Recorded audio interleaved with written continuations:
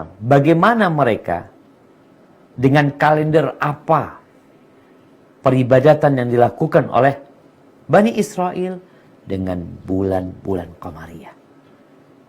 Karena 12 bulan ini bukan Nabi kita Muhammad alaihi salatu wassalam yang mendatangkannya. Nabi lahir bulan ini udah ada. Baik, kita akan berbincang tentang bulan Safar, yaitu bulan yang kedua setelah Muharram. Kenapa disebut Safar? Apa artinya Safar? Disebut Safar di dalam kitab Lisanul Arab karya Ibnul Mandur dikatakan lisfirari Makkah law liisfari Makkah min ahliha. Karena kota Makkah pada waktu itu kosong. Sifir itu maknanya zero. Karena kota Makkah kosong. Penduduknya sedang melakukan perjalanan. Dan ada yang mengatakan pula bahwasanya karena mereka pada waktu itu memerangi kabilah-kabilah. Lalu mereka berhasil mengalahkan kabilah-kabilah tersebut dan meninggalkan mereka zero, Safar. Jadi asal kata Safar atau sifir yang arti kosong. Ini diantara yang disebutkan oleh para ulama tentang penamaan Safar ini. Apa yang kita akan bincangkan tentang bulan Safar, jemaah? Yang kita udah bertahun-tahun nih melewatin bulan Safar, tapi terkadang kita nggak sadar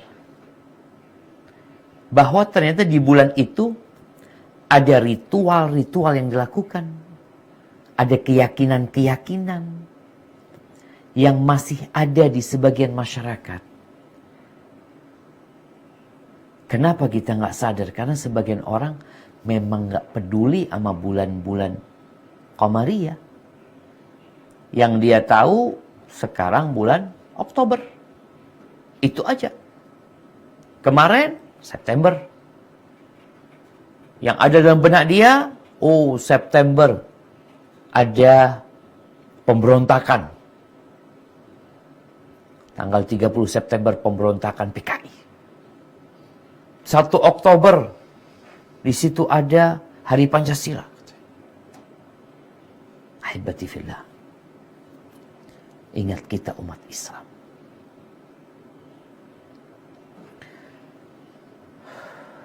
Negaramu boleh berbeda-beda. Engkau bisa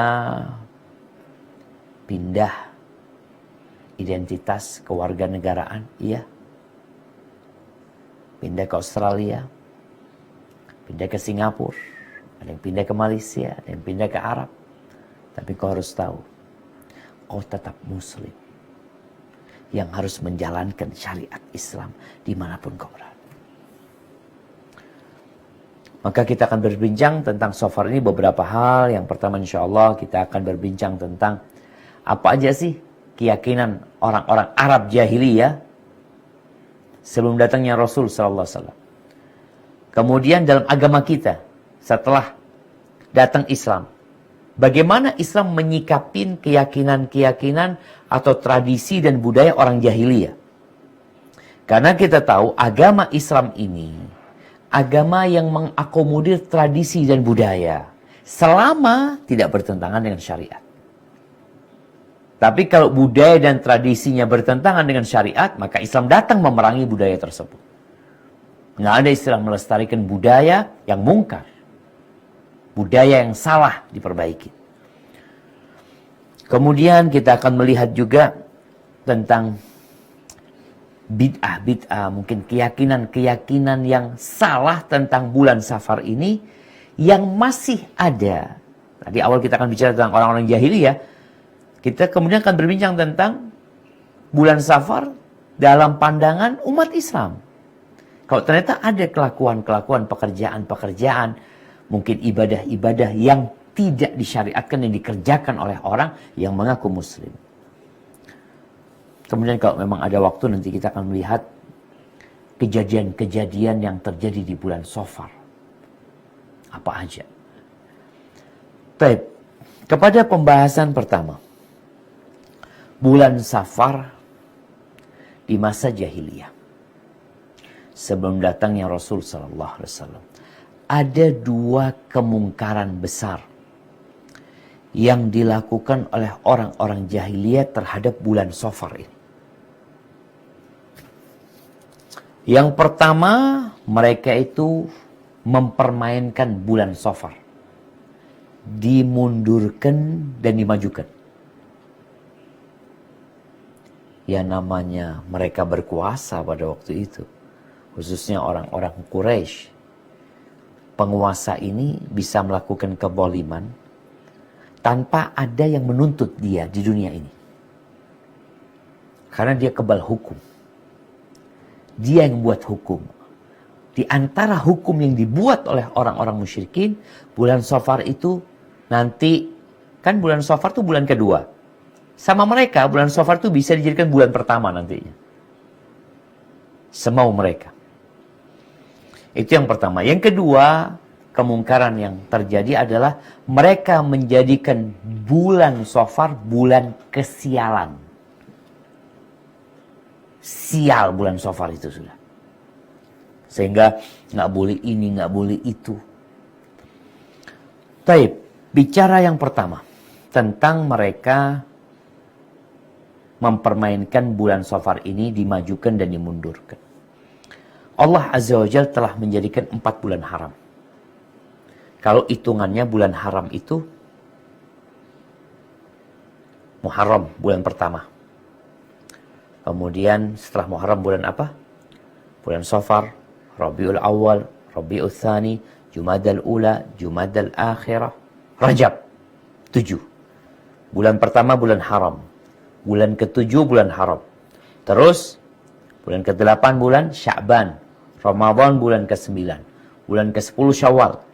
Bulan Dzulqa'dah, Dzulhijjah 11, 12 itu bulan haram. Jadi kalau kita hitung berurutan, bulan 11, 12, 1 itu bulan-bulan haram yang memiliki hukum spesial yang pernah kita singgung hal itu. Kemudian bulan Rajab, bulan ke-7.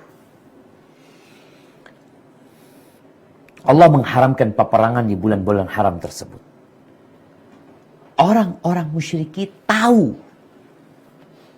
Sebelum datangnya Islam, kita tahu agama Nabi Ibrahim alaihissalam itu ada di kota Mekah. Dan juga kita tahu karena syariat ini bukan syariat Nabi Muhammad saja, syariat yang sudah ada sebelum penciptaan langit dan bumi, atau pada hari penciptaan langit dan bumi, di mana dilarang untuk melakukan perbuatan-perbuatan seperti peperangan di bulan-bulan haram tersebut, sehingga sudah ada di agama-agama sebelum. Udah ada. Artinya Nabi Ibrahim alaihissalam itu sudah membawa ajaran menghormati bulan-bulan haram. Apa yang terjadi? Mereka itu menjadikan bulan Safar bulan pertama.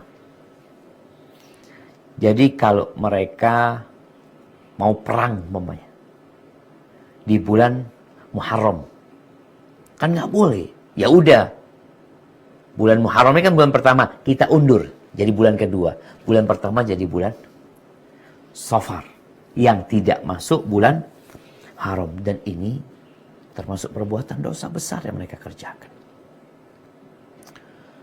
Nah, kemudian jamaah, bagaimana mereka melakukan permainan dengan bulan Safar ini? Ternyata ada beberapa model yang Allah Azza wa Jalla menyebutkan an-nasi. Mungkin bisa dibuka Qur'annya di surah At-Taubah tadi ayat 37. Nah, silakan dibaca. Bismillahirrahmanirrahim. Innaman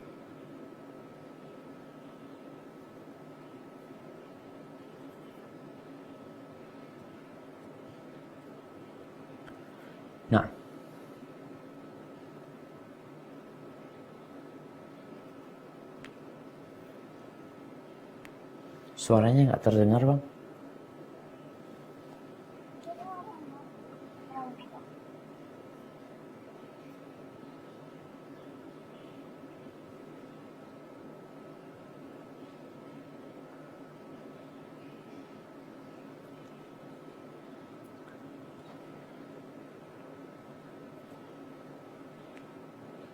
Tafadhal. Anda bacakan aja.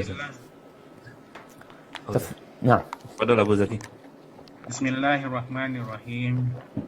Innaman nasi'u ziyadatun fil kufr.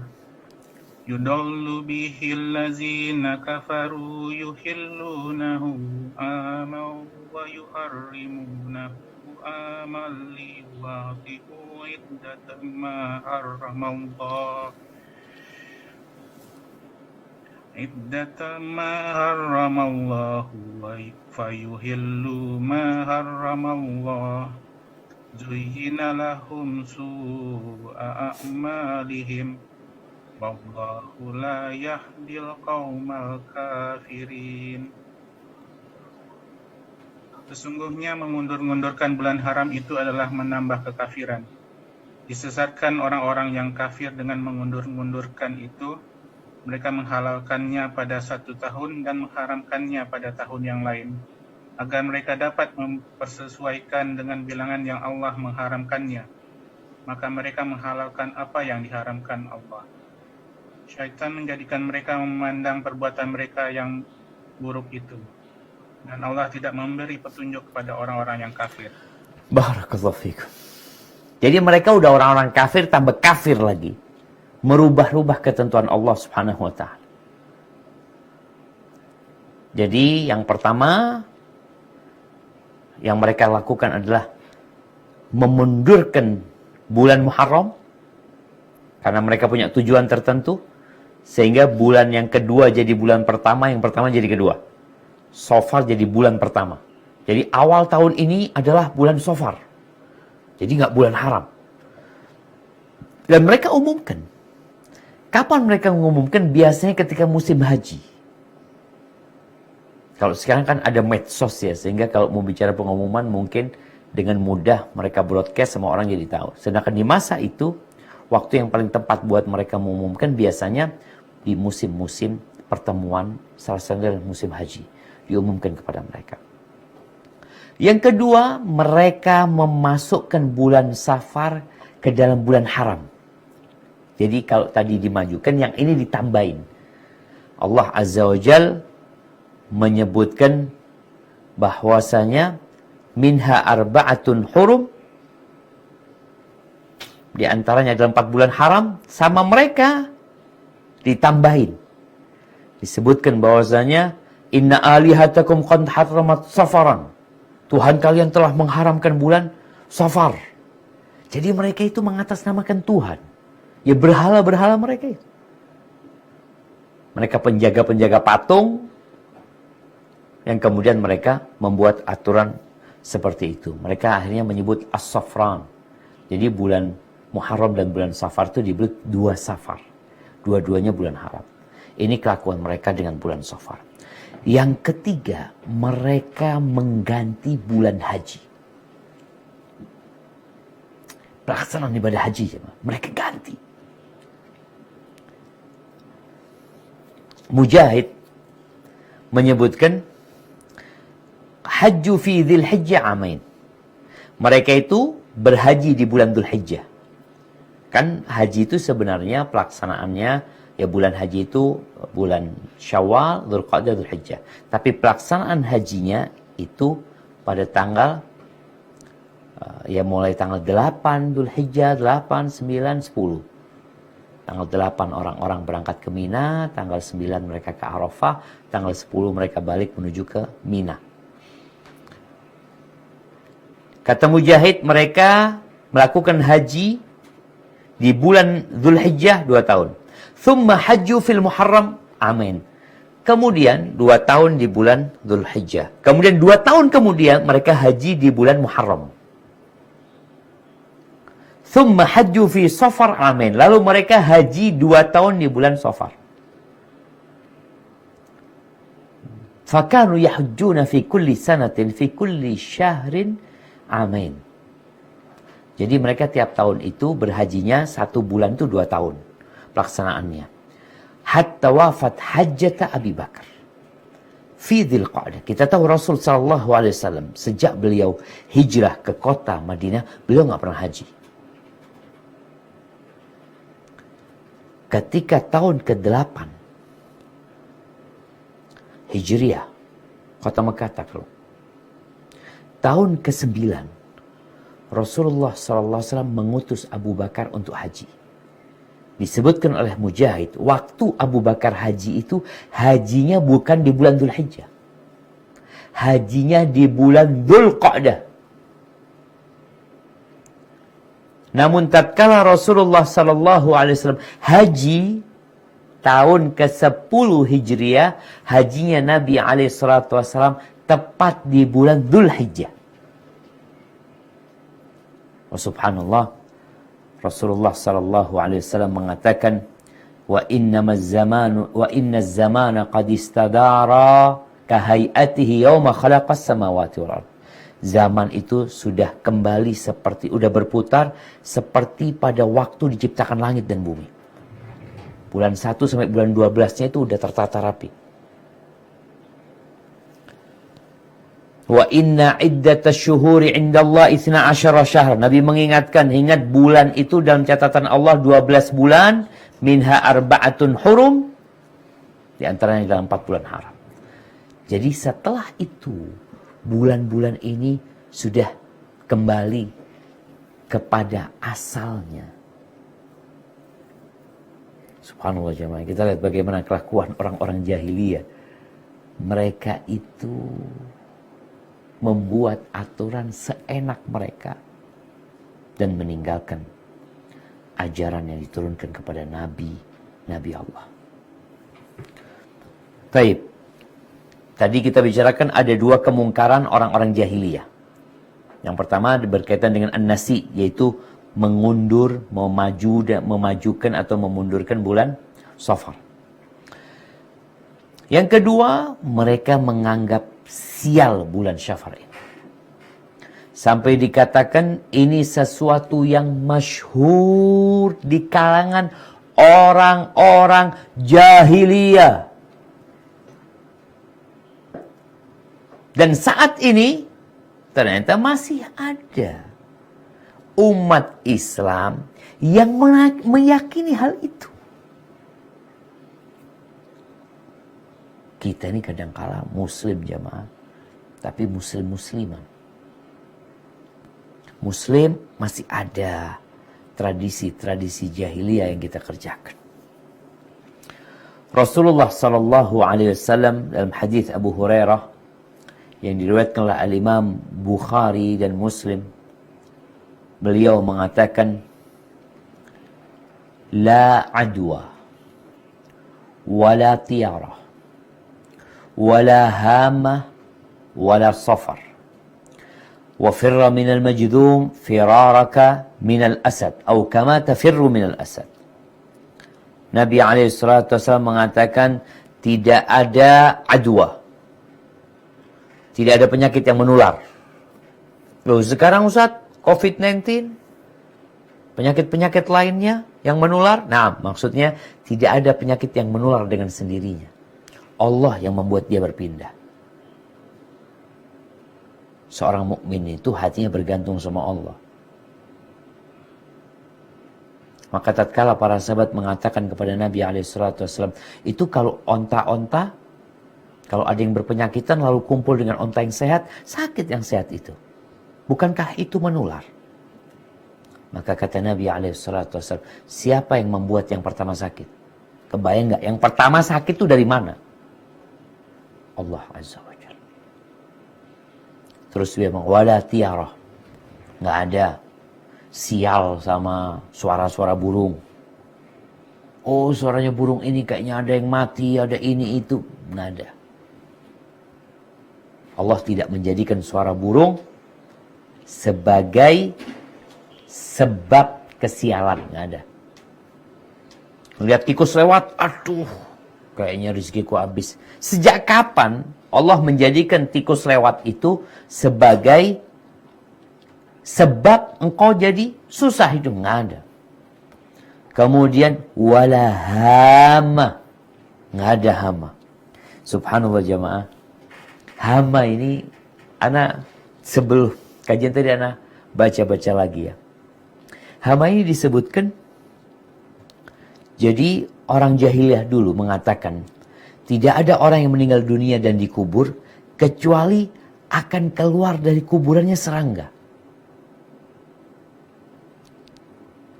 Serangga itu nanti akan terbang. Mereka juga mengatakan bahwasanya orang yang terbunuh akan keluar dari kepalanya, dari kuburan itu nanti kutu. Yang dia akan senantiasa mengatakan, beri saya minum, beri saya minum. Sampai dia menunaikan dendamnya. Ini keyakinan-keyakinan jahiliyah. Anda jadi ingat, ketika kita kecil, ada serangga yang namanya kunang-kunang. Tahu nggak tuh mama kunang-kunang? Ya ma, ada yang tahu kunang-kunang? Tahu lah Ustaz, yang binatang kecil berkilau. Bercahaya. Iya bercahaya. Masya Allah. Kata orang dulu apa Bang Andre? Maksudnya? Ustaz? Iya, kunang-kunang itu tercipta dari apa? Punya orang mati kan? Kukunya orang mati. Iya jamaah. Kita itu dari kecil kalau lihat kunang, kukunya orang mati. Kata dia. Dan Nabi SAW menafikan nggak ada kayak gitu, keyakinan kayak gitu. Wala hama, nggak ada. Lalu beliau mengatakan wala safar. Dan nggak benar juga meyakini bulan Safar sebagai bulan sial. Enggak. Nabi mengatakan larilah engkau dari orang yang terkena kusta sebagaimana engkau lari dari singa. Ini hadis riwayat Bukhari Muslim.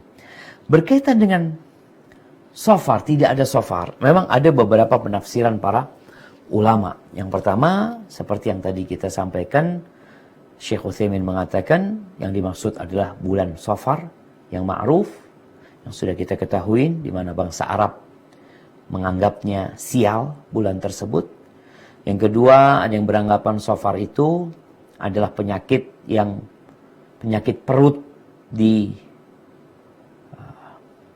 onta yang bisa berpindah ke onta yang lainnya.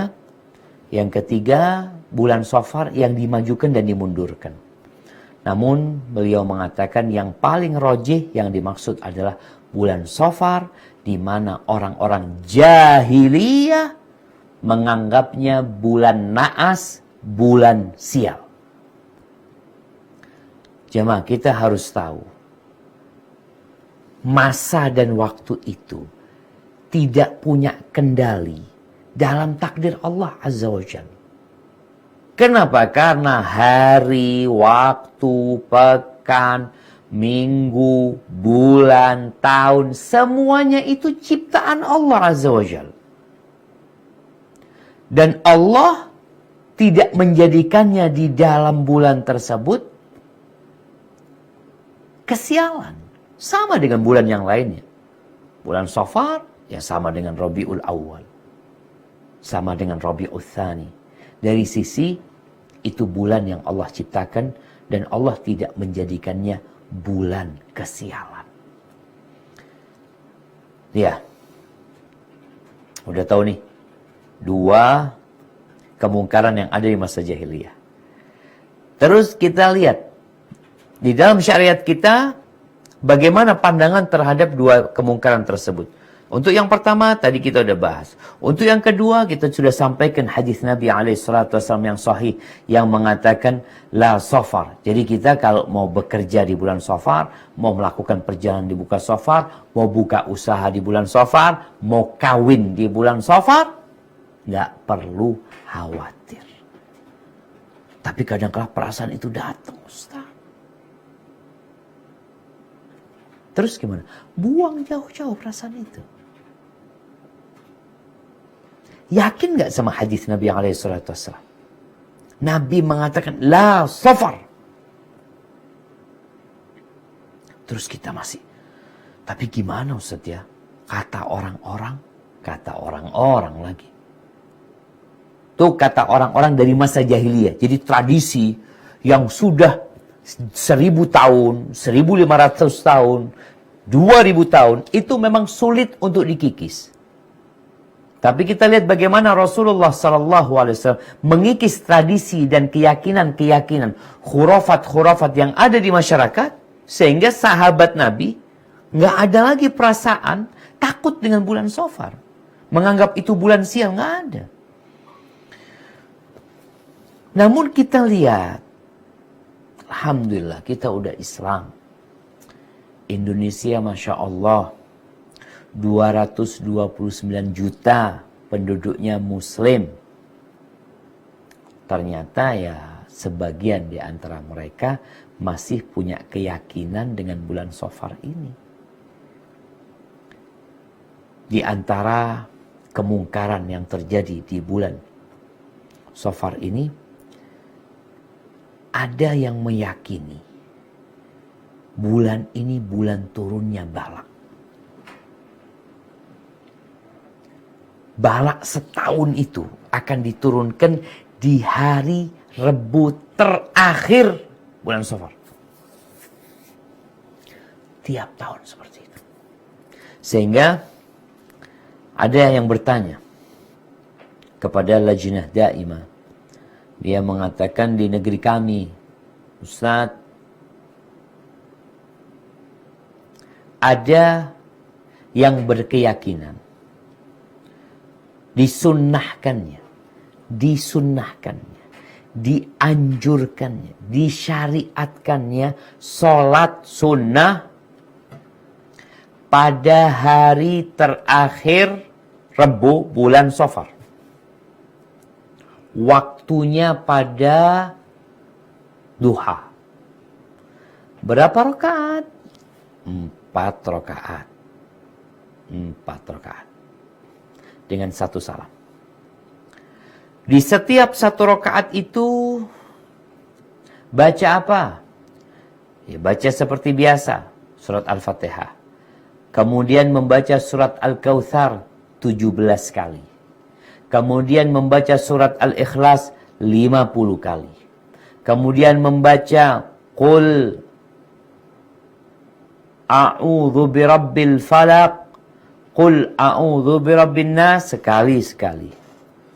Itu dilakukan setiap rakaat. Al-Fatihah, Al-Kautsar 17 kali. Kemudian Al-Ikhlas 50 kali. Lalu Qul a'udzu birabbil falaq, Qul a'udzu birabbin nas 1 kali. Setelah selesai salam 4 rakaat nih. Lalu membaca Allahu ghalibun ala amrih walakinna aktsaran nasi la ya'lamun. Allahu ghalibun ala amrih walakinna aktsaran nasi la ya'lamun. Allah itu yang berkuasa atas segala perintahnya. Dia yang akan memenangkan segalanya, tapi kebanyakan orang nggak tahu. Membaca ayat itu 360 kali. Lalu menutup dengan Subhana rabbika rabbil izzati amma yasifun wa salamun alal mursalin walhamdulillahi rabbil alamin. Setelah itu bersedekah. Ini ritual kalau kita lihat, ya Allah, ibadah bagus banget Ustaz ya. Keren tuh. Baca Al-Kautsar 17 kali. Baca Al-Ikhlas 50 kali, Masya Allah. Panjang sholatnya. Insya Allah pahalanya banyak nih. Ya, setelah itu sedekah.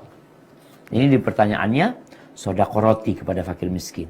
Ini negeri Arab tuh, karena makanannya roti sebagian mereka. Lalu disebutkan ayat ini adalah khasiat ayat ini adalah untuk tolak bala yang turun pada Rebu terakhir bulan Safar. Karena mereka meyakini, ini kalau di Jawa itu ada namanya Rebu Wekasan. Mereka meyakini bahwasanya di setiap tahun turun 320.000 bala. 320.000 bala. Dan bala itu turunnya satu waktu jemaah. Kapan? Pada hari Rebu terakhir di bulan Safar. Maka hari itu adalah hari yang paling sulit sepanjang tahun.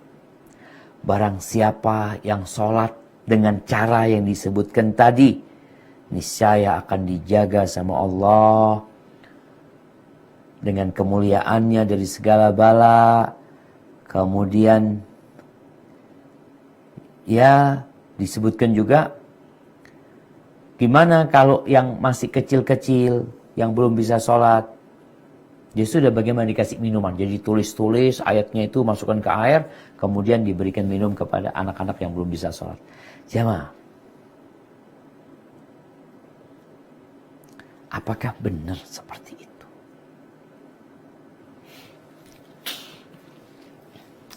Apakah Rasulullah SAW pernah menjelaskan? Bukankah tidak ada satu kebaikan pun, melainkan beliau sudah menyampaikannya kepada umatnya, alaihissalatu wassalam. Dan tidak ada satu keburukan, melainkan Nabi alaihissalatu wassalam juga sudah menjelaskannya kepada umatnya. Terus kenapa Rebu Wekasan ini kok tidak ada? Nggak ada.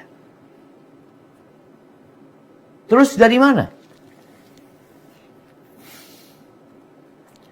Dari orang-orang yang tidak bertanggung jawab.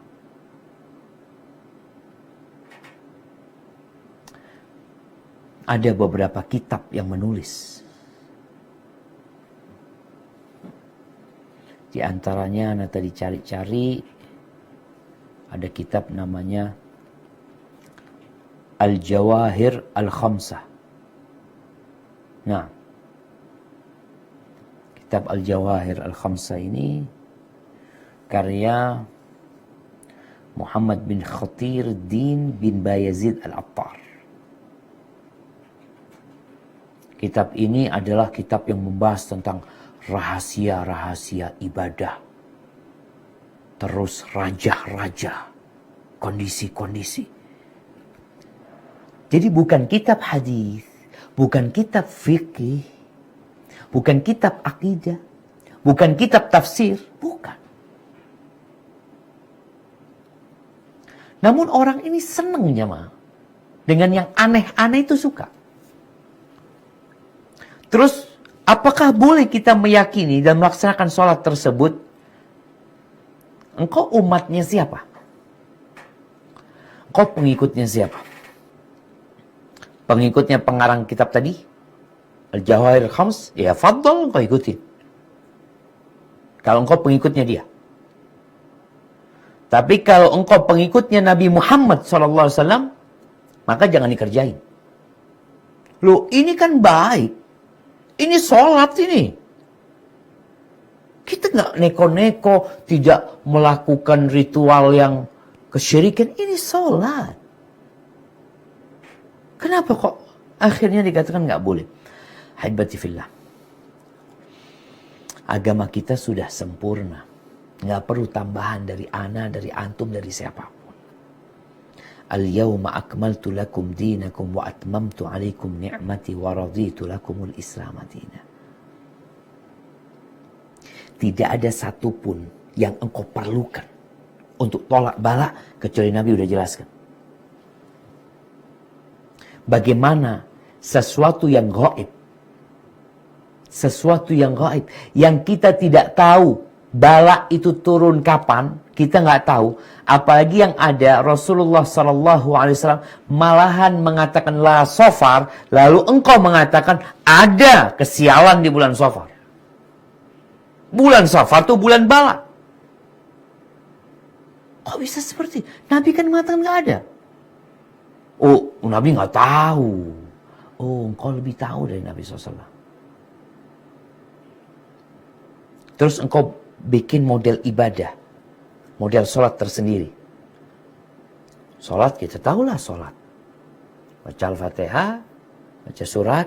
Kenapa engkau suruh baca Al-Kautsar 17 kali? Enggak, ini sudah dicoba ini. Al-Ikhlas, iya sudah percobaan dan khasiatnya terbukti. Emangnya kita bicara obat nih, yang dipercobakan kemudian ketika terbukti, lalu kita katakan manjur. Sekarang nih, vaksin COVID-19 diuji coba. Naam, karena memang itu bisa diuji coba. Kalau ibadah ini, gimana engkau mengujinya? Engkau bukan nabi. Engkau nggak dapat wahyu. Oh, ilham. Jadi sudah. Supaya nggak panjang-panjang. Kalau engkau pengikutnya pengarang buku tersebut, fadhal. Tapi kalau engkau pengikutnya Nabi Muhammad alaihi salatu wassalam, maka Nabi mengatakan, man amila amalan laisa alaihi amruna fahuwa rad. Barang siapa yang mengamalkan sebuah amalan yang tidak ada contohnya dari kami, maka dia tertolak.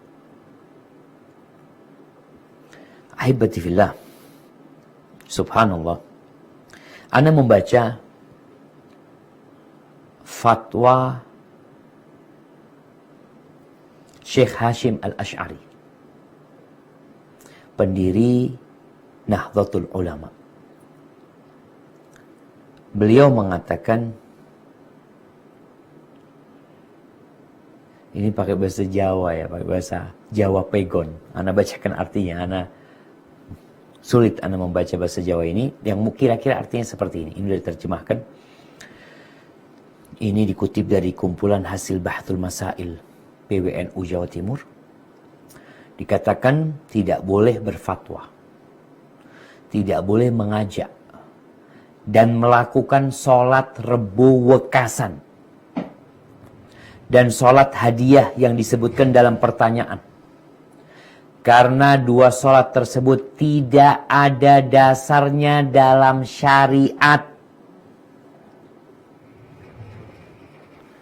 Tendensinya adalah bahwa kitab-kitab yang bisa dibuat pijakan tidak menyebutkannya. Disebutkan beberapa kitab. Beliau mengatakan semua kitab-kitab tersebut tidak ada yang menyebutkannya. Bagi siapapun tidak boleh berdalih kebolehan melakukan kedua sholat tersebut dengan hadis sahih bahwa Nabi alaihi salatu wassalam mengatakan as-salatu khairu mawdu' faman sya'a falyastakthir wa man sya'a falyastaqil. Nggak boleh orang berdalih dengan dalil umum lalu dipakai untuk kekhususan sholat Rebo wekasan. Beliau mengatakan hadis itu artinya yang tadi dibacakan, sholat adalah sebaik-baiknya ibadah. Siapa yang mau memperbanyak silahkan, siapa yang mau sedikit, sedikitlah. Tafadhal. Kenapa? Beliau mengatakan, karena sesungguhnya hadis tersebut hanya mengarah kepada sholat-sholat yang disyariatkan. Bukan kita bikin sholat seenak kita. Ana bikin sholat model ini. Kan kata Nabi SAW, sholat itu sebaik-baiknya ibadah yang dibuat, yang diletakkan. Yang mau memperbanyak silahkan, yang mau sedikit silahkan. Nah, tapi bukan membuat-buat sholat sendiri. Di sini jamaah. Karena keyakinan ini ada di masyarakat. Anda kalau baca tentang keyakinan masyarakat tentang bulan Safar, ada di Jawa, mungkin ada di luar Jawa, ada di tempat lainnya. Ternyata kalau dirunut, nyambungnya ke masa jahiliyah. Tentang tadi menganggap bulan Safar ini bulan sial. Maka ahibati fillah, kita takutlah sama bala dan musibah, kita takut. Tapi kita jangan ditakut-takutin dengan sesuatu yang tidak ada. Cukup Allah Azza wa Jal menakut-nakutin kita dengan dirinya. Menakut-nakutin kita dengan azabnya. Bagaimana Allah Azza wa Jalla mengatakan, Nabi ibadi anni anal ghafurur rahim. Wa anna azabi huwal azabul alim. Sampaikan azabku itu pedih. Ada banyak-banyak ayat tentang azab Allah. Tentang kehancuran kaumnya Nabi Nuh. Ada yang apa jemaah ya? Digabung-gabungin, dicocok-cocokkan. Jadi kata mereka, kejadian hancurnya kaumnya Nabi Hud atau Nabi Saleh itu hari Rebu. Rebu terakhir tuh. Kalaupun benar itu terjadi pada hari Rebu, apakah kemudian menjadikan semua hari Rebu itu bala? Oh enggak, itu bulan Safar pada waktu itu. Baik, apakah kemudian semua hari Rebu terakhir dalam bulan Safar itu bulan bala? Enggak ada. Kaum Quraisy, mereka dikalahkan pada tanggal 17. Tanggal 17 Ramadan. Berarti ini hari kemenangan ya, Ma. Seharusnya hari kegembiraan. Kehancuran kaumnya Nabi Nuh, Nabi Hud, Nabi Saleh, itu kemenangan buat nabi-nabi mereka. Bukan bala. Tapi namanya ilmu cocok logi, pokoknya dicocok-cocokin sama mereka. Maka nasihat ana berkaitan dengan bulan Safar ini, tadi nggak ada. Sholat macam-macam nggak ada. Oh, sebagian mengatakan, gimana kok diniatkan sholat mutlak, antum sholat perbanyak, nggak ada urusannya sama hari Rebu. Di bulan Safar antum silahkan. Mau sholat duha, mau sholat apa. Tapi kalau antum sudah melaksanakan sholat di hari Rebu itu, pertanyaannya kenapa? Kenapa antum kok milih hari ini? Kemarin antum hari Selasa nggak sholat. Hari Senin nggak sholat. Kenapa kok hari Rebu terakhir bulan Safar antum sholat? Kira-kira jawabannya karena ada keyakinan. Hari itu hari bala. Keyakinan yang nggak benar. Yang Rasul SAW udah ngelurusin. La Safar. Nggak ada. Bulan Safar itu bukan bulan sial. Nggak ada. Hilangkan dari pikiran kita semua itu.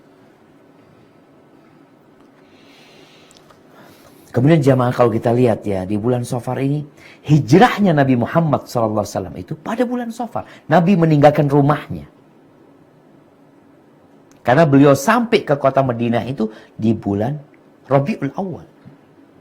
Ada yang mengatakan beliau meninggalkan rumahnya di malam hari tanggal 27 Safar.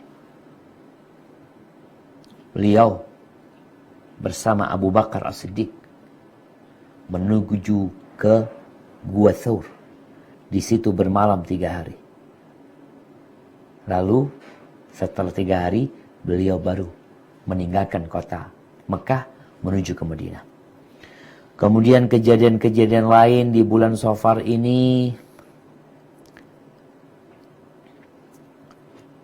ditaklukkannya Khaybar.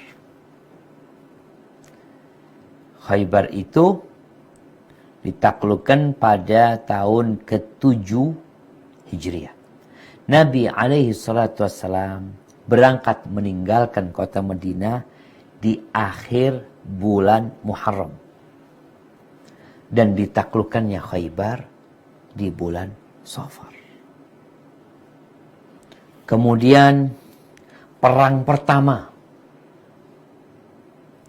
yang kenapa kita perlu nyebutin ini sebenarnya jemaah? Supaya antum nggak lagi meyakini tentang bulan Safar ini dengan keyakinan yang tidak benar. Karena Rasul SAW pada masa itu beliau perang di bulan Safar, Safar di bulan Safar, nggak ada urusan dengan keyakinan jahiliyah tadi yang udah dinafikan. Awal perang yang Nabi lakukan itu namanya Ghazwatul Abwa. Ini Ibnu Qayyim menyebutkan dalam kitabnya Zadul Ma'ad, wa yuqalu laha Waddan wa hiya awwal ghazwatin ghazaha bi nafsihi wa kanat fi Safar. Kejadian itu pada bulan Safar. Kemudian jamaah ada hadis yang terakhir nih sebagai penutup nih. Ibnu Qayyim menyebutkan tentang hadis-hadis berkaitan dengan masa depan. Orang tuh suka banget kalau bicara sesuatu yang gaib, sesuatu yang aneh, berbicara tentang masa depan, ya. Di antaranya beliau sebutkan tentang hadis idza kanat sanah kada wa kada, yang bunyi hadisnya itu apabila tahun seperti ini akan terjadi seperti ini. Ingat, itu hadisnya palsu sudah. Apabila bulan ini dan itu nanti akan terjadi seperti ini dan seperti itu. Di antara ini dalam kitabnya Al-Manarul Munif disebutkan di antara hadis yang palsu, hadis yang dusta, ada yang mengatakan idan kasafal qamar fil Muharram. Apabila terjadi gerhana di bulan Muharram, maka akan naik harga barang-barang, akan terjadi peperangan, penguasa akan sibuk. Dan apabila terjadi gerhana di bulan Safar, akan terjadi seperti ini, seperti itu. Nanti lagi bulan Rabiul Awal, nanti lagi bulan ini, macam-macam. Ibnu Qayyim mengatakan ini adalah hadisnya pendusta. Maka ingat, seorang muslim dalam beribadah, dia menjadikan Rasulullah SAW sebagai percontohan dia pengikut Nabi alaihi salatu wassalam. Apabila guru kita, ustadz kita mengikuti Nabi alaihi salatu wassalam menjelaskan hadis-hadis Rasul SAW, maka kita ikutin karena beliau mengikuti Nabi alaihi salatu wassalam. Tapi kalau ternyata ya guru kita menyampaikan sesuatu yang bertentangan dengan hadis Nabi alaihi salatu wassalam, apa kata Imam Syafi'i rahimahullahu taala, idza wajadtum qawli yukhalifu hadis Rasulullah sallallahu alaihi wasallam fadribu biqauli ardal haid. Kalau kalian mendapatkan pendapatku berselisih dengan sabda Nabi alaihi salatu wasallam, kalian buang pendapatku, lempar ke tembok. Begitulah tadi tentang hari Rebu Kasanin Jamaah. Kalaupun ada kitab-kitab tadi yang menyebutkan, ingat, selama itu tidak sesuai dengan sabda Nabi SAW, maka tinggalkan. Nggak perlu kita ribut-ribut terus. Capek. Terus gimana? Ya udahlah. Kita lihat bagaimana para ulama memberikan penjelasan kepada kita. Bagaimana Al-Imam Syafi'i rahimahullahu ta'ala. Bagaimana Al-Imam Malik, Imam Abu Hanifah, dan Imam Ahmad bin Hanbal. Sehingga kita bisa belajar Islam lewat jalan mereka. Dan kita bisa lebih memahami apa sebenarnya yang perlu kita kerjakan dalam kehidupan ini. Hadza wallahu a'lam bishawab. Mungkin kita masuk ke sesi tanya jawab. Nah, ana persilahkan. Jazakallahu khairan Ustaz. Bang Dodi? Jazakallahu khairan Ustaz. Barakallahu fiik atas kajian yang disampaikan. Alhamdulillah kita mendapatkan 2 poin yang sangat penting untuk kita tekankan di bulan Safar, yaitu tadi disebutkan tentang memainkan bulan Safar yang kita tahu latar belakangnya, dan yang kedua adalah menjadikan bulan Safar sebagai bulan kesialan. Insya Allah kita bisa menghindari semua yang telah disampaikan oleh Ustadz. Ada beberapa pertanyaan yang sudah masuk, mungkin bisa kita baca satu persatu, Bang Andri. Iya, ini sepertinya ada lumayan hari ini yang masuk. Yang pertama dari Ibu Nadia di Bogor. Assalamualaikum warahmatullahi wabarakatuh, Ustaz. Waalaikumsalam warahmatullahi wabarakatuh. Izin bertanya, bagaimana dengan sedekahan wanita hamil seperti 4 bulanan atau sedekahan 7 bulanan di daerah beliau yang ada seperti ini, seperti acaranya tuh memberkati ibu hamil mungkin. Bagaimana hukumnya Ustaz? Apakah itu bid'ah atau memang ada syariatnya? Barakallahu fikum. Iya jemaah. Manusia itu diciptakan lemah. Allah Azza wa Jalla mengatakan wa khuliqal insanu dha'ifa. Manusia diciptakan lemah. Lemah semangatnya, lemah tubuhnya, lemah kondisinya, sehingga dia perlu mencari keselamatan buat dirinya. Bagaimana sekarang mencari keselamatan? Tadi kalau bicara ibu hamil nih, ibu hamil ingin itu janin di perutnya selamat. Bagaimana lahir menjadi anak yang soleh dan soleha? Apa yang harus dilakukan? Baik, kalau tadi dikatakan ada acara 4 bulanan, 7 bulanan, Dia coba ditanyakan kita. Tanya kepada umpamanya yang di kampung, ustadz di kampung. Pertanyaannya bagaimana? Apakah memang yang seperti ini itu dikerjakan sama Nabi Muhammad SAW? Ketika beliau punya anak Fatimah. Ketika beliau punya anak Ibrahim. Atau ketika beliau punya cucu. Bagaimana putri tercinta beliau Fatimah. Masya Allah. Fatimah binti Muhammadin lagi hamil Hasan. Apa yang dikerjakan? Mereka minta keselamatan. Tentu tiap hari kita minta keselamatan. Makanya kalau kita ngelihat orang yang melaksanakan sholat itu jamaah, dia sedang meminta keselamatan kepada Allah Azza wa Jalla. Zikir pagi dan petang. Pagi dan petang. Nggak nunggu umur janin 120 hari. Sang ibu tiap hari.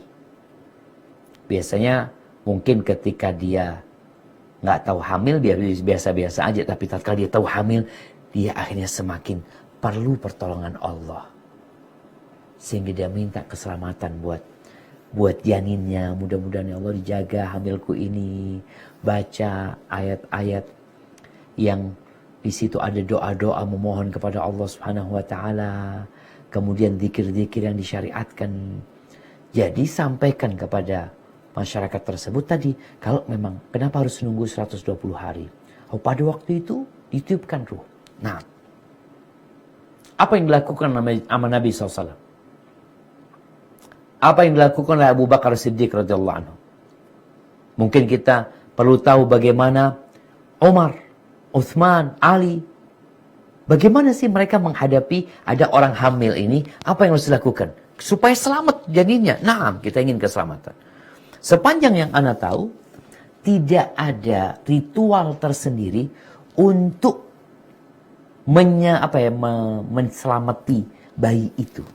Yang ada, kalau bicara, Ustaz boleh nggak sodako? Silahkan sodako. Perbuatan yang baik sodako. Bisa jadi orang ketika dia tahu positif, ya Allah, Alhamdulillah ya Allah. Dia ambil duit 1 juta, dia ngomong, tolong dibagikan ke fakir miskin. Ana mau bersyukur sama Allah karena ana hamil. Nanti ketika lahiran ada yang namanya akikah. Jadi hendaklah kita dalam hal ini melihat bagaimana sih prakteknya Nabi SAW. Kalau mungkin engkau akan mendapatkan ustaz, tapi ada yang mengatakan boleh. Ya kita nggak akan pernah selesai ketika ada yang mengatakan boleh dan tidak boleh. Terus bagaimana solusinya? Kata Nabi SAW, yang hidup setelah aku mati, maka dia akan mendapatkan banyak perselisihan. Apa yang dilakukan? Fa'alaikum bisunnati. Udahlah, kalian berpegang teguh dengan sunnahku. Insya Allah selamat. Dan sunnahnya Abu Bakar, sunnahnya khalifah-khalifah setelah Nabi alaihi salatu wassalam. Hada wallahu a'lam bissawab. Jazakallah Ustaz. Kemudian ada pertanyaan dari Mas Andri Asdi Putra. Pertanyaan beliau, Assalamualaikum Ustaz. Waalaikumsalam warahmatullahi wabarakatuh. Bagaimana dengan keyakinan orang bahwa tempat ini angker atau rumah ini angker, jadi jangan main di sini, nanti kita diikutin sampai ke rumah. Mungkin ada makhluk yang ngikutin ya Ustaznya. Itu bagaimana kita menanggapi cerita seperti ini Ustaz? Barakallahu fikum. Barakallahu fikum. Nah jamaah, kalau bicara tempat-tempat yang ada jinnya, mungkin karena memang jin itu ada. Jin itu biasanya menempatin rumah kosong, nah. Tapi bukan arwah gentayangan. Harus dibedakan di sini. Karena sebagian masyarakat meyakini tempat itu ada hantunya. Hantunya itu di situ, jadi itu pernah dulu ada orang yang bunuh diri. Jadi ruhnya itu bergentayangan di sana. Ini nggak boleh. Kenapa? Karena kita tahu bagaimana Rasulullah SAW menceritakan ruh itu dicabut. Apakah kemudian ruh itu bisa pergi kemana-mana?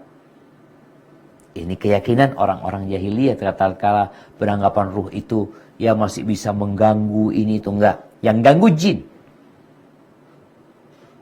Dan Allah sebutkan kelakuan jin ini. Bagaimana Allah mengatakan wa annahu kana rijalun minal ins ya'udzuuna birijalin minal jin fazaduhum rahaqa. Ada tuh sebagian laki-laki dari kalangan manusia yang minta perlindungan kepada bangsa jin. Akhirnya jin ini tambah mengacaukan hidup dia.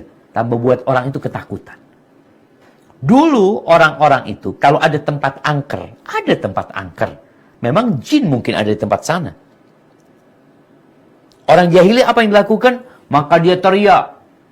Kita minta perlindungan kepada Sayyid Hadal Wadi. Kepada penunggu tempat ini. Loh, kok minta perlindungan sama dia? Maka Nabi mengajarkan untuk membaca A'udzu bikalimatillahi tammati min syarri ma khalaq. Minta perlindungan kepada Allah, bukan kepada penunggunya. Jadi kalau ada tempat angker, tempat tadi memang jin mungkin tinggal di sana, karena tempat itu yang nggak ditempatin, biasanya mereka akan cari tempat-tempat kosong seperti itu. Maka apa yang dilakukan kita?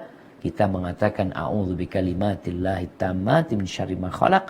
Yang membaca itu dengan keyakinan tentunya dia akan dilindungi dari kejahatan ciptaan Allah Azza wa Jalla. Hadza wallahu a'lam bissawab. Nah. Jazakumullah khair Ustaz. Ada pertanyaan selanjutnya masuk. Izin bertanya Ustaz, di daerah kami ada kebiasaan di bulan Shafar untuk buang makanan ke laut. Tujuannya untuk membuang racun atau penyakit. Apakah ini berupa tatayur dan masuk ke dalam kesyirikan? Mohon penjelasannya Ustaz. Jazakumullah khair. Naam jamaah. Kembali tadi ketika mereka melakukan itu karena keyakinan apa? Kadangkala masalah keyakinan tadi. Buang racun, buang bala, makanan dibuang. Padahal Rasul sallallahu alaihi wasallam melarang kita untuk idha'atil mal. Mensia-siakan harta. Bagaimana Allah mengatakan wala tusrifu. Jangan berlebih-lebihan. Wala tubadziru. Jangan kalian mubadzir. Menginfakkan harta bukan di tempatnya. Maka yang dilakukan tadi adalah perbuatan yang terlarang dalam agama. Bicara dia melakukan itu untuk tolak bala. Apakah itu sebab untuk tolak bala yang disyariatkan? Kalau bicara perbuatan itu, engkau minta sama siapa? Kenapa dibuang ke sana? Keyakinanmu sama apa gitu? Karena bisa jadi masuk syirik kecil, bisa jadi masuk syirik besar, tergantung keyakinan dia nantinya.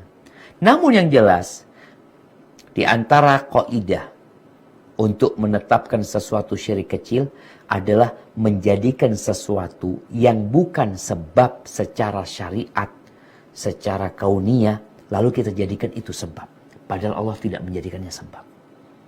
Maka adalah yang melakukan itu dikasih tahu. Bicara tadi, la sofar. Balik lagi nih, ini keyakinan jahiliyah. Yang meyakini bulan ini bulan bala, sehingga buang makanan ke sana, supaya dia selamat dari bala, terhindar dari racun. Mungkin modelnya dari satu tempat ke tempat lain beda-beda. Ada yang bikin makanan tertentu, ada yang ini itu, macam-macam ya. Intinya jamaah, kita bulan Safar sama dengan bulan-bulan lainnya. Engkau mau sodako, engkau mau bikin makanan, mau berbagi sama tetangga, tafadhol. Tapi bukan karena ada keyakinan bulan ini bulan bala, bulan sial. Karena kalau engkau meyakini itu, maka Nabi SAW sudah menafikan keyakinan itu. Kenapa masih diyakini? Hadza wallahu a'lam bissawab. Jazakumullah khair Ustaz. Pertanyaan berikutnya dari Oman. Assalamualaikum Ustaz. Waalaikumsalam warahmatullahi wabarakatuh. Jazakallah Ustaz untuk penjelasannya mengenai bulan Shafar. Nabi SAW memerangi kaum musyrikin yang masih menjalankan sebagian syariat Nabi Ibrahim, namun juga melakukan perbuatan syirik. Sedangkan saat ini sebagian umat Islam masih melakukan perbuatan-perbuatan yang serupa yang dilakukan kaum jahiliyah tersebut. Apakah masih bisa dikatakan sebagai muslim? Dan bagaimana sikap kita apabila melihat hal-hal seperti ini terjadi di lingkungan sekitar kita, Ustaz? Barakallahu fikum. Naam jamaah. Iya. Kalau kita melihat kondisi umat Islam, mungkin tidak sedikit yang jauh dari ajaran Islam. Bahkan ada muslim yang istilahnya muslim kejawen. Ada muslim yang agamanya pokok iling, tapi dia nggak sholat. Perbuatan-perbuatan kesyirikan kadang-kala dilakukan oleh mereka. Bagaimana kita menyikapin umat Islam yang seperti ini? Ketahuilah bahwa selama orang itu masuk Islam dengan keyakinan, benar dia masuk Islam, maka kita tidak boleh mengeluarkan dia dari Islam kecuali dengan perbuatan yang memang dia itu keluar dari Islam dengan perbuatan tersebut. Kalau kita punya saudara-saudara melakukan perbuatan-perbuatan muslim dia, kesyirikan, maka dilihat apakah dia melakukan hal itu karena ketidaktahuan dia, atau dia memang udah tahu tapi dia masih melakukannya. Maka apabila dia melakukan di daerah yang memang dia nggak paham, nggak ada yang ngasih tahu dia, bisa jadi ada uzur buat dia, bisa jadi tidak ada uzur buat dia kalau ternyata dia yang tidak mau belajar. Maka tugas kita terhadap saudara-saudara kita yang seperti itu adalah ngajarin mereka. Ahibati fillah, di dalam kitab-kitab fikih itu ada namanya kitab riddah, kitab tentang orang yang murtad. Jadi bisa jadi orang itu melakukan ibadah, rajin taat, mungkin berhaji 5 kali, umroh puluhan kali, Ramadan, Masya Allah, dia adalah orang yang taat sama Allah Subhanahu wa Ta'ala. Tapi mungkinkah dia melakukan kesyirikan? Mungkin saja. Apa kata Allah Azza wa Jal kepada Nabi kita Muhammad alaihi salatu wassalam? وَلَقَدْ أُوحِيَ إِلَيْكَ وَإِلَى الَّذِينَ مِنْ قَبْلِكَ لَإِنْ أَشْرَقْتَ لَيَحْبَطَنَّ عَمَلُكَ وَلَتَكُونَنَّ مِنَ الْخَاسِرِينَ. Telah diwahyukan kepadamu dan kepada nabi-nabi sebelummu, apabila kamu melakukan kesyirikan. Hasya lillahi an yusyrik. Gak mungkin Nabi melakukan kesyirikan. Tapi pelajaran buat umatnya. Jangan GR. Jangan berpikir ketika aku Islam, oh sudah aku tidak mungkin melakukan kesyirikan. Allah mengatakan, la in asyrakta la yahbatanna amalu. Kalau engkau melakukan kesyirikan, gugur semua amalanmu. Walaupun engkau mati, mungkin dikubur secara muslim, disolatin, tapi amal solehmu itu gugur nantinya. Mungkin di sini orang nggak tahu. Wala takunanna minal khasirin. Engkau akan menjadi orang-orang yang merugi. Maka kita bisa melihat bagaimana Nabi Ibrahim ya. Beliau itu berdoa, wajnubni wa bani an na'budal asnam. Ya Allah, jauhkan ana dan anak keturunan ana dari menyembah berhala-berhala. Jauhkan ya Allah. Itu Nabi. Minta dirinya dan anaknya dijauhkan. Bagaimana dengan kita? Maka yang terjadi di masyarakat kita, tergantung perbuatannya itu yang seperti apa yang mereka lakukan. Ada yang syirik besar, ada yang syirik kecil. Intinya, tugas kita berdakwah mengajak mereka kepada Allah Azza wa Jalla. Dan tugas mereka adalah belajar bagaimana beribadah yang benar. Hadza wallahu a'lam bissawab. Jazakallahu khair, Ustaz. Kemudian pertanyaan lagi dari Oman. Mengenai masalah syirik, adakah doa agar kadang kita yang sebagai manusia ini secara tidak sadar mungkin melakukan kesyirikan kecil, Ustaz? Bagaimana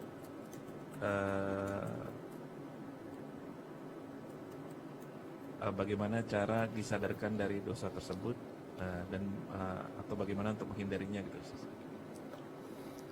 Barakallahu fikum. Ya jemaah, kita tuh akan mudah menghindari sesuatu tatkala kita tahu. Kalau ada yang ngasih tahu kita, hati-hati ya. Atau afwan akhi, mama yang ngasih tahu, antum kalau lewat jalan sana hati-hati. Banyak paku. Oke. Informasi itu penting buat kita sehingga kita berhati-hati agar kita tidak menginjak paku. Tapi orang yang nggak tahu lewat sana berdarah-darah dia. Maka kalau bertanya bagaimana supaya kita terhindar dari kesyirikan, maka kita harus belajar. Al-ilmu qabla al-qawli wal-amal. Berilmu dulu sebelum engkau ngomong, sebelum engkau berbuat, berilmu dulu. Ilmu apa? Ya tentunya tentang Allah Azza wa Jal. Apa sih yang Allah pinta dari kita? Ibadah. Mana sih yang ibadah-ibadah yang nggak boleh kecuali buat Allah SWT. Kemudian jamaah, doa. Karena setelah kita belajar, tapi kan kadang-kala manusia lengah, Ustaz, lalai Ustaz. Ya.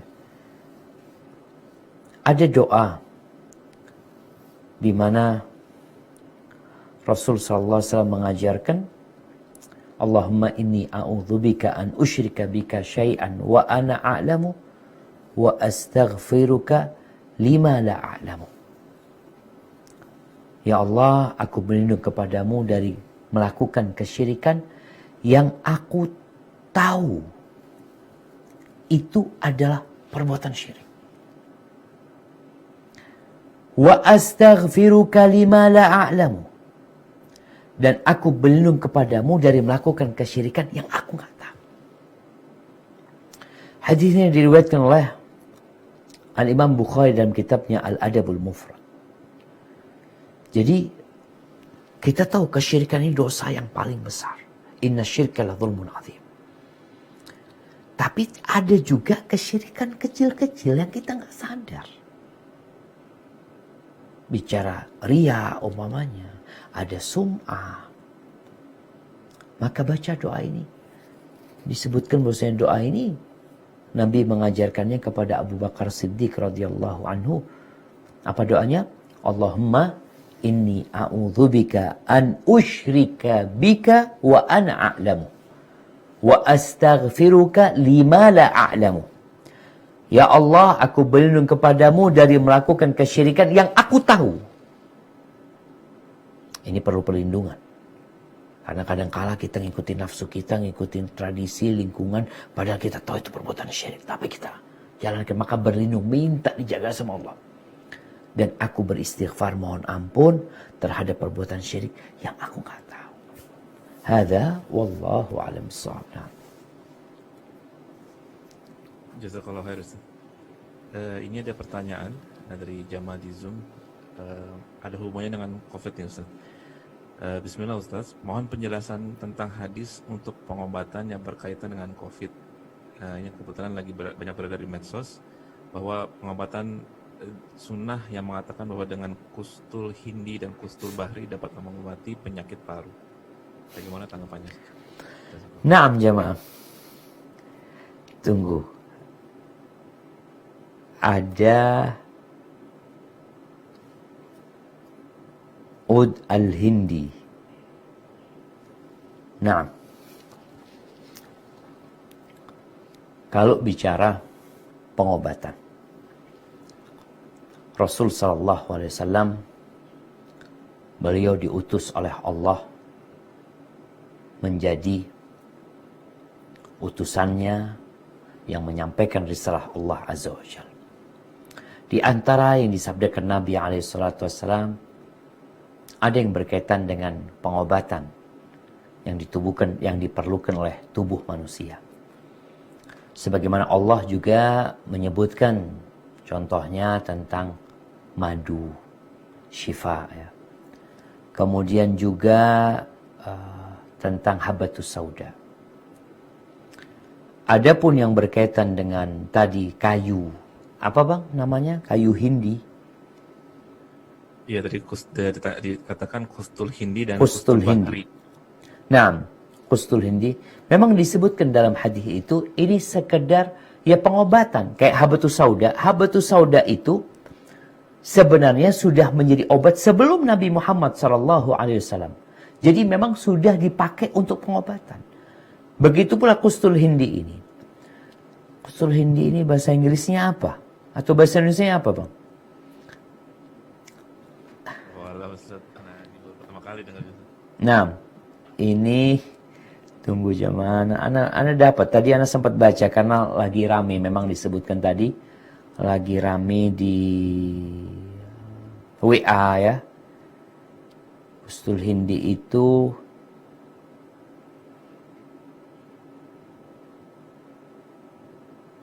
apa ya, insufficient effect. Tapi ala kulli hal lah. Tatkala hadis yang disebutkan itu sahih berkaitan dengan pengobatan yang bisa jadi pengobatan tadi untuk paru-paru atau untuk yang lainnya, banyak manfaatnya dari herbal tersebut, ya silahkan dipakai. Tapi bukan berarti dikatakan itu jadi obatnya COVID-19 umpamanya. Sebagaimana kita tahu waktu rame awal COVID-19, Indonesia ini aman dari COVID-19, cukup dengan empon-empon. Antum tahu empon-empon itu yang ramuan Jawa, ini rame seperti itu. Dan memang bisa untuk berobat gitu, untuk kekebalan tubuh, untuk imunitas seseorang. Begitu pula dengan kustul hindi itu, memang yang ana baca hadisnya sahih, ya silahkan orang mau berobat dengan itu silahkan. Tapi bukan berarti itu langsung dijadikan obat untuk COVID-19. Hadza wallahu a'lam bishawab. Jazakallah Ustaz. Tadi disampaikan kustul hindi itu gaharu hitam, kayu gaharu hitam. Kayu gahru hitam. Nah, Ustaz, yang disampaikan. Jadi mahal bang kalau kayu gahru bang. Hah? Jadi oat sudah mahal sebenarnya. Jadi Gaharu. ini iya. Cuma kalau yang di mungkin Bang Dodi coba kalau berangkat kemana? Berangkat ke toko herbal yang ada di Arab itu, di Oman itu. Biasanya waktu ana di Madinah itu mereka kayak diambil dari kulitnya gitu loh bang. Jadi bukan oat yang dipakai untuk parfum. Jadi jenis yang berbeda gitu loh. Seperti itu. Allahu a'lam bishawab. Mungkin nanti bisa dilihat lagi ya. Ini katanya ini Ustaz mengandung minyak asiri. Iya. Dan zat ini. Mengandung apa bang? Minyak asiri. Minyak. Sempat dibahas di grupnya Ustadz Isnen di Qatar. Masya Allah. Iya, artinya memang barang itu tadi yang disampaikan seperti habatus sauda yang sebenarnya pengobatan-pengobatan itu sudah ada sebelum datangnya Nabi Muhammad SAW. Hanya Nabi kemudian menyampaikan bahwasanya pakailah itu untuk berobat gitu loh. Sebagaimana madu, manfaat madu itu ya sejak sebelum datangnya Nabi SAW sudah bermanfaat, Allah ciptakan itu. Jadi di semua ciptaan Allah itu ada banyak yang bisa dipakai untuk berobat. Namun yang Anda sampaikan kalau mau dijadikan itu obat buat COVID-19 ya, kayaknya ya kalau mau buat imunitas tubuh, tafadhol, nggak ada masalah. Hadza wallahu a'lam bishawab. Mungkin ini pertanyaan terakhir dengan waktu yang udah mulai malam di sini Ustaz. Pertanyaan terakhir ini juga berhubungan dengan grup WA sebenarnya Ustaz. Disebutkan bahwa Bismillah, izin bertanya Ustaz, sehubungan barang siapa yang melakukan amalan-amalan yang tidak ada tuntunannya dikatakan melakukan kesyirikan. Bagaimana dengan membaca salawat tibil qulub? Apakah ini ada tuntunannya? Karena baru saja di grup ada broadcast yang mengajak anggotanya untuk membaca salawat tibil qulub tersebut. Syukran. Baik, Afan Bang, pertanyaan yang pertama mengamalkan apa? Melakukan amalan yang tidak ada tuntunannya dikatakan melakukan syirik. Ya, ini mungkin perlu. Pertanyaan yang dimaksud ya mungkin yang dimaksud ini apakah melakukan membaca salawat tibil qulub ini termasuk ke dalam tuntunan Rasulullah SAW. Kalau enggak mungkin ini masuk kesyirikan. Barakallahu fikum. Ya jemaah, yang pertama pertanyaannya perlu diluruskan ya. Berkaitan dengan mengamalkan amalan yang tidak ada tuntunannya dari Rasulullah SAW itu bukan kesyirikan, tapi itu bid'ah. Jadi bukan kesyirikan. Kesyirikan itu adalah memalingkan sebuah ibadah yang khusus buat Allah kepada selain Allah SWT. Dan dalam beribadah kan ada dua syarat. Yang pertama ikhlas, mentauhidkan Allah SWT. Yang kedua sesuai dengan syariat yang diajarkan oleh Nabi SAW. Berkaitan dengan salawat tibil qulub ya. Mungkin salawat yang dimaksud ini adalah Allahumma salli ala sayyidina Muhammadin tibbil qulubi wa dawaiha wa afiyatil abdani wa shifaiha wa nuril absari wa diyaiha wa qutil arwahi wa ghidhaiha wa ala alihi wa sahbihi wa sallam. Mungkin itu juga ana lihat dulu.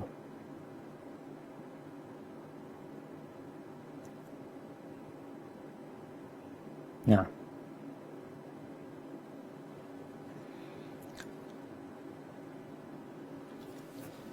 baik. Allah Azza wa Jalla mengatakan innallaha wa malaikatahu yusalluna 'alan nabi.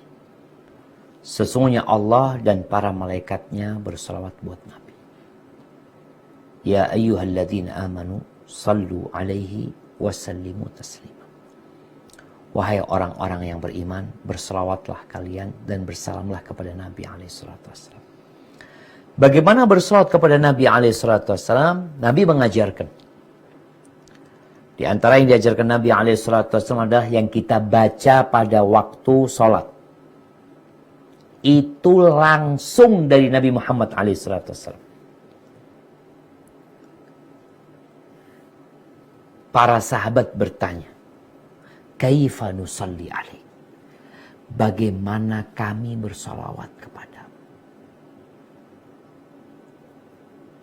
Mereka tidak serta-merta langsung melakukan salawat tanpa bertanya. Mereka tanya.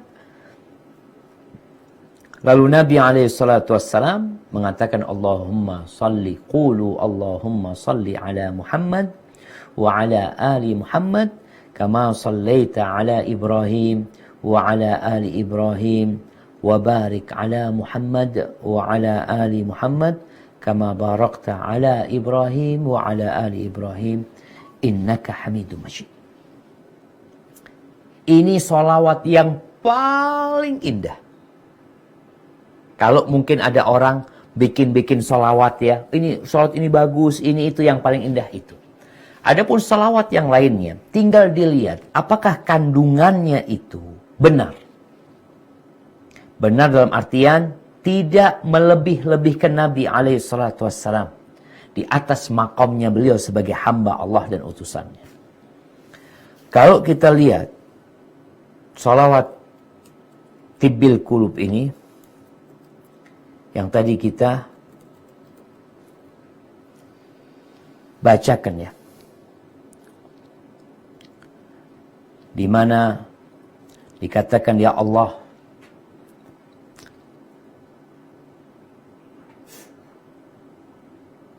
salat sampaikan salawat dan salam itu, limpahkan, mungkin di terjemahannya sebagian mengatakan limpahkan rahmat. Ya Allah, limpahkan salawatmu kepada baginda Nabi kita Muhammad SAW, tibbil qulub.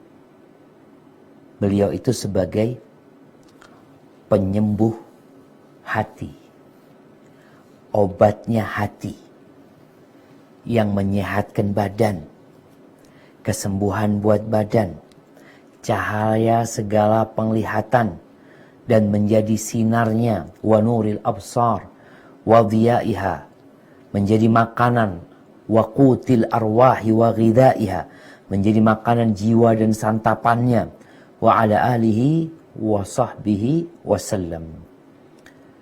Cuma kalau kita bicara Nabi SAW, mungkin dari sisi beliau tibbil qulub, bahwa syariat ini, sehingga manusia yang hidup dalam kejahilan jadi faham dan jadi ngerti.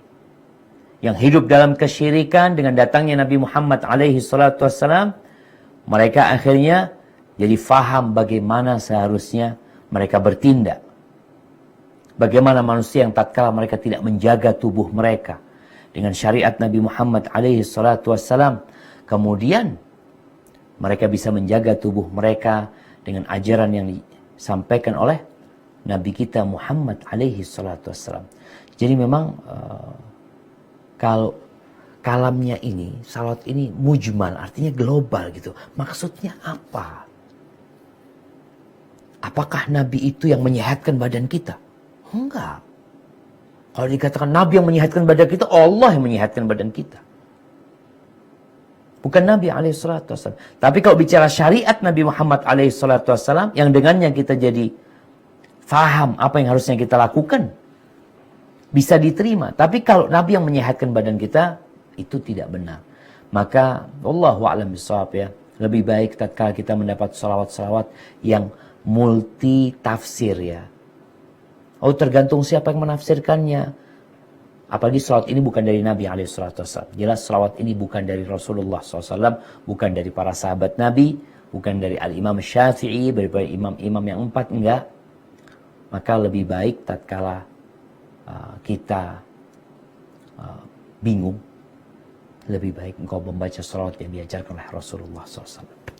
Selesai, kita jadi tenang jemaah. Hada wallahu a'lam bishawab. Nah, ana kembalikan ke Bang Rodi, kayaknya itu jadi pertanyaan terakhir jemaah.